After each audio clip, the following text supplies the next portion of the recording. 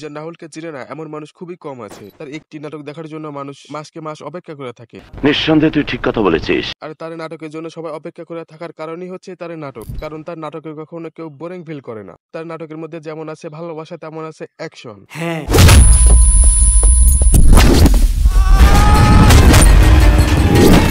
তার যে অ্যাকশন গুলো জাস্ট ওয়াও, আপনি বুঝতে পারবেন না এটা আসলে বাস্তবে নাকি অভিনয়। অভিনেতা তো বাংলাদেশে অনেকেই আছে, কিন্তু সবাই এই নির্জন রাহুলকে খোঁজে, কারণ তার যে নাটকগুলো জাস্ট ওয়াও, যারা দেখেন তারাই বুঝতে পারবেন। ঠিক বলেছো।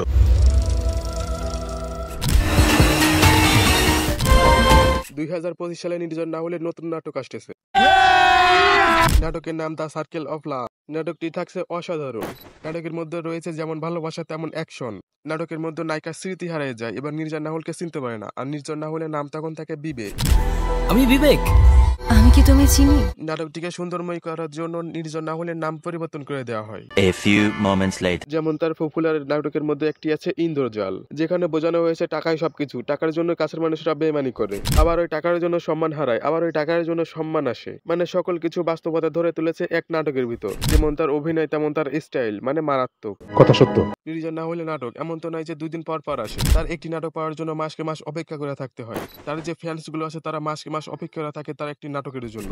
আমার সব থেকে ভালো লাগে তার অ্যাকশন গুলো। তার অ্যাকশন গুলো হয় মারাত্মক লেভেল। নির্জন রাহুলের নাটকে কখনো আপনি অশ্লীলতা পাবেন না, এখানে আপনি পাবেন ভালোবাসা ও অ্যাকশন এবং বন্ধুত্ব।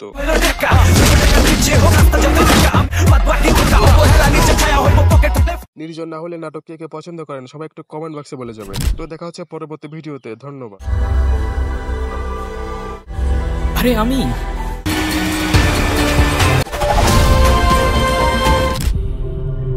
আপন বলতে আপন মানুষ।